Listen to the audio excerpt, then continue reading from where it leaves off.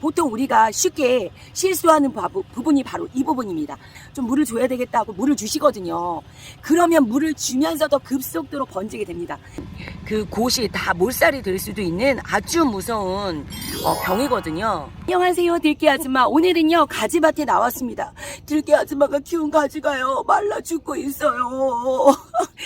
요런 포자가 한두 개가 아니라서 너무 속상합니다. 들깨 아줌마가 원인을 분석했습니다. 한 달 전에 가지가요, 요만했을 때 한 포자가 죽었어요. 그래서 그냥 뿌리 활착을 제대로 못했나 보다 하고 무심결에 그건 신경 쓰지 않고 뽑아서 버렸거든요.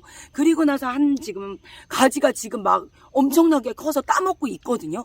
근데 가지가 아주 멀쩡하게 잘 크다가 갑자기 잎이 살짝 시들시들하는 조짐이 보이더니요, 하루 이틀 점점점 시들어가더니 그냥 이렇게 죽고 말았어요. 이유는요, 바로 땅속에 세균이 들어가서 이 줄기에 배관을, 물이 흡수를 하지 못하는 배관을 막히게 하는 청곡병이 온 거예요. 청곡병은 말 그대로 잎사귀가 초록일 때요, 이렇게 죽는 병을 청곡병이라고 얘기를 하고요. 또 다른 이름은요, 품마름병이라고도 얘기를 합니다. 그래서 이 가지뿐 아니라 고추에도 이런 청곡병이 올 수가 있고요. 그리고 토마토 등 이런 가지과 작물에 이런 청곡병이 올 수가 있습니다. 이 청곡병은 또 역병하고도 비슷해서요, 청곡병인지 역병인지 구별을 못할 수도 있거든요. 근데 이 뿌리를 이렇게 뽑아 보면요, 청곡병은 뿌리가 아주 팔팔하고요, 멀쩡합니다. 그리고 역병 같은 경우는 뿌리가 이제 곰팡이균이 들어가서 고사가 되면서 이제 이파리들이 시들시들해서 죽는 병이고요. 이 가지 같은 경우는 흔히 그냥 멀쩡히 자라다가 이렇게 말라져서 죽는 작물들이 많을 거예요. 그것도 토마토, 그 다음에 고추, 그 다음에 가지.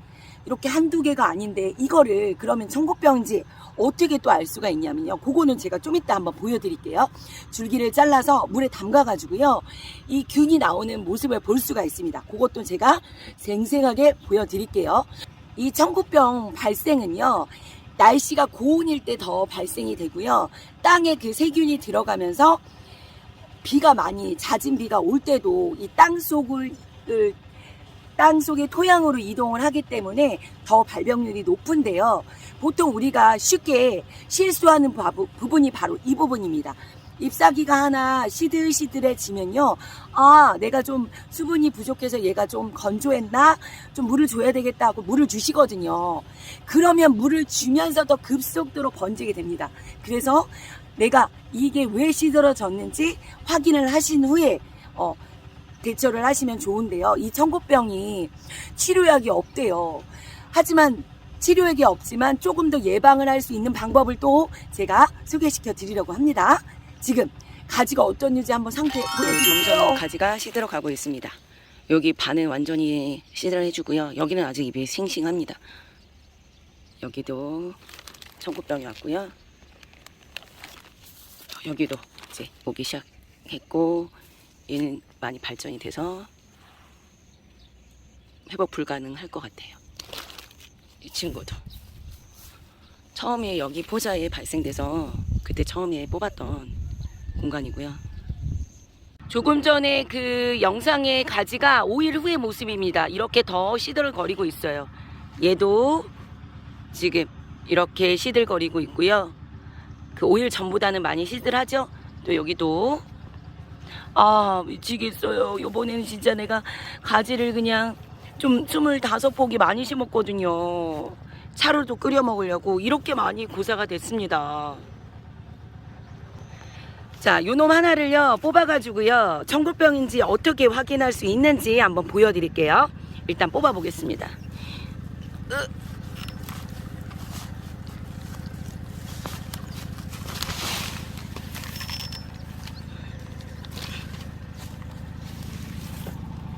자, 이렇게 뽑고 나서 뿌리를 보면요, 뿌리가 아주 쌩쌩해요. 뿌리로 봤을 때는 멀쩡합니다.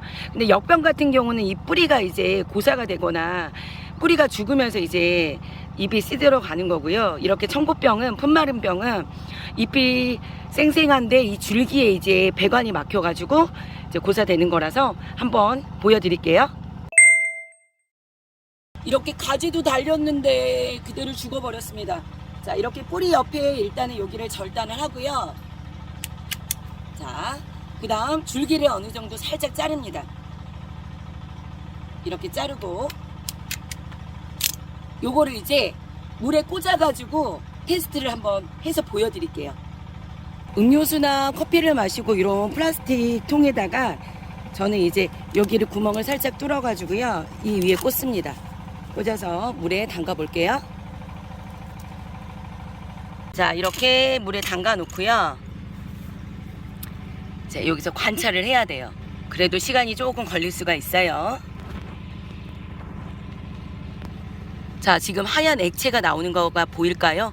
요게 청고병의 균이 지금 배관을 막았던 그 균이 들어간 게 지금 빠져나오는 모습이에요. 엄청나게 급속도로 지금 1분도 안 된 것 같아요. 근데 1분도 안 됐는데 지금 이렇게 액이 나오고 있어요. 이렇게 확인하시면 이제 청고병이 확실합니다. 아, 진짜 많이도 나오네요. 이렇게 줄기를 잘라서 물에 담궈서 균이 나오는 모습을 볼 수가 있습니다. 어마어마하게 나오네요.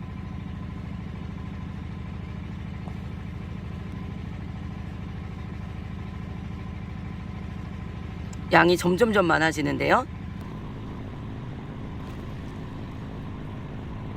자, 이 청고병이 걸리면 치료약이 없대요. 그게 문제예요. 근데 이 청고병에 발생되는 이유 중에 하나는 연작을 하는 경우, 가지과의 작물인 토마토, 고추, 가지, 오이 이런 것들을 같은 곳에 또 심었을 경우 발병률이 더 높게 되고요. 그리고 또 작년에 그런 청고병이 걸렸던 땅에 똑같은 가지과를 심었을 때 또 이런 게 또 발병이 됩니다. 이게 한번 발병이 되면 그 옆에 땅 속으로 물의 이동에 따라 땅 속에 균이 번지면서 점점점 그 곳이 다 몰살이 될 수도 있는 아주 무서운 병이거든요. 보셨죠? 이렇게 물에 이게 꼭 줄기에 꽂아가지고 균이 이렇게 많이 나오는 모습을 보실 수가 있어요. 자, 이처럼 균이 이제 알았으니까 이거를 처리해야 되는데 이게 치료약이 없다고 했잖아요. 그게 문제입니다. 하지만 들깨 아줌마는 포기하지 않고요. 일단 어떻게든 살려보려고 합니다. 그리고 예방법은 일단 내년에는 이게 발병된 곳에는 가지과의 작물들을 심으시면 안 되세요. 이게 한 해 정도만 걸릴 뿐 아니라 몇 년 차례 이 균이 계속 땅 속에 있다고 해요. 그래서 이 땅 속의 균을 없애는 방법이 최우선인 것 같아요. 그래서 제가 준비한 건 이게 청고팡이라고 해서 이거는 농약 치료제까지는 아니지만 이 미생물, 토양 미생물을요, 땅 속에 관주를 해서 땅 속에 넣어줘서 지금 이렇게 포자가 생겼지만 더 이상 확대되지 않게 예방으로 막아주고요. 아니면 조금 더 지금 같은 경우는 저는 이 미생균이 늦게 오는 바람에 조금 시기가 늦었지만 잎사귀가 하나하나 살짝쿵 이렇게 그 조짐이 보였을 때요, 빨리 관주를 해주셔서 땅 속에 넣어주게 되면요, 더 이상 심각하게 번지는 거를 막아줄 수는 있다고 합니다. 그래서 저도 이번에 처음 써보는 거지만요, 이거를 계속 주기적으로 지금 제가 포자가 좀 심각하니까 저는 3일에 한 번씩 땅속에 물을 넣어줘서 지금 할 생각이고요. 이게 아니더라도 한 10일에 한 번 정도는 예방 차원으로 3차례 정도 넣어주셔도 좋으실 것 같아요. 모든 이런 방지는 예방이 가장 좋고요. 더 좋은 건 이미 늦었지만 내년에는 저는 가지과인 가지고추 이런 거 토마토를 심을 때요, 뿌리에 좀 묻혀서 침지를 시킨 다음에 심을 예정이에요. 그래야 이렇게 속상한 일이 벌어지지 않으니까요. 그래서 제가 또 오늘 한번 해보고요. 지금 이 상태, 지금 이렇게 발생이 된 포자를 저는 그냥 내비두고요, 관찰을 보려고 합니다. 더 이상 심각해지는지 아니면 옆에까지 더 확산이 돼서 번지는지 제가 들깨 아줌마가 또 해보고요, 또 말씀드려 보겠습니다.